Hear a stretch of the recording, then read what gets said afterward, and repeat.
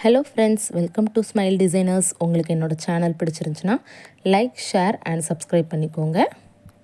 இதுக்கு தேவையான மெட்டீரியல்ஸ் என்னெல்லாம்னா zari thread, sugar bead, tube bead, white ball bead 3mm.